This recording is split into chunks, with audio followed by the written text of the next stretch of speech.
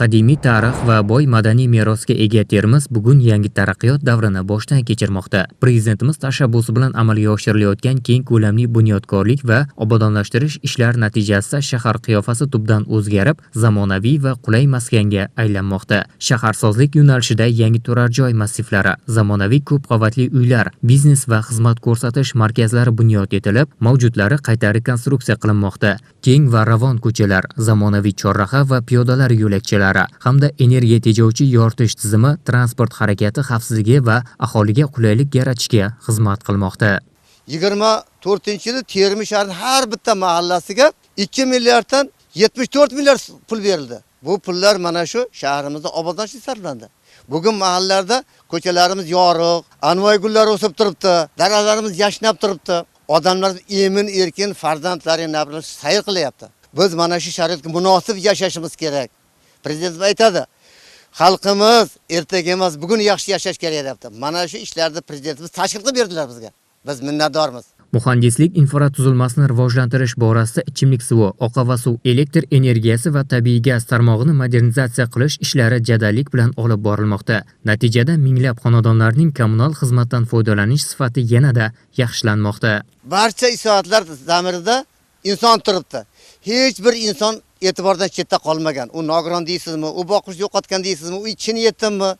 Bugun hammasiga tizim yaratilib, manzilli yordam berilyapti. Bugun davlat idoralari xalqimizga xizmat qilyapti. Xalq davlat idorasiga emas. Xalqning har bir murojaati e'tiborda. Borib, o'rganib, ularga yordam berilyapti. Obodonlashtirish ishlari doirasida yangi bog' va xiyobonlar, saylgohlar, dam olish maskanlari barpo etilib, ko'kalamzorlashtirish ko'lami kengaymoqda. Bu esa shaharning ekologik muhitini yaxshilash bilan birgalikda aholi va mehmonlar uchun zamonaviy dam olish maskanlarini yaratmoqda. Ijtimoiy sohada ham salmoqli o'zgarishlar kuzatilmoqda. Zamonaviy maktablar, maktabgacha ta'lim tashkilotlari, shifoxonalar, sport majmualari va madaniyat maskanlari qurilib, aholiga ko'rsatilayotgan xizmatlar sifati yangi bosqichga olib chiqilmoqda. Viloyat maktabcha maktab ta'lim tizimida bir qator islohotlar amalga oshirilmoqda. Jumladan 2016-yilda viloyat bo'yicha atiga 290 ta bog'cha faoliyat yuritgan bo'lsa, u ham asosiy tuman va shahar markazlarida bo'lgan. Hozirgi kunda viloyatda 3000 ga yaqin davlat va xususiy bog'chalar tashkil qilinib, ularning soni ya'ni 3200 taga yetkazildi. Qamrov darajasi 12% dan 73% ga oshirildi. 28 ta yangi maktab qurilishi, 418 ta kapital ta'mirlashi, 141 tasi esa mukammal ta'mirlashi hisobidan, ya'ni 221 ta bolalarga o'qish sharoitlari yaratildi. Fan olimpiadalari bo'yicha respublikadan 12-o'rindan 4-o'ringa ko'tarildi. Shu bilan birga vohaning turizm salohiyatini yanada oshirishga alohida e'tibor qaratilmoqda. Tarixiy me'moriy obidalar, viloyatning xushmanzara ekoturizmi, zamonaviy infratuzilma, mehmonxonalar, savdo va xizmat ko'rsatish obyektlari soni oshishi natijasida mahalliy va xorijiy sayyohlar oqimi ko'paymoqda. Ma'lumotlarga ko'ra, 2025-yilda vohaga 920 ming xorijiy sayyohlar tashrif buyurgan. Turizm eksport hajmi esa 15 milliard 600 million so'mga yetkazilgan. Shuningdek, vohada tadbirkorlarni qo'llab-quvvatlash va investorlar uchun qulay muhit yaratish borasidagi islohotlar o'zining samarasini bermoqda.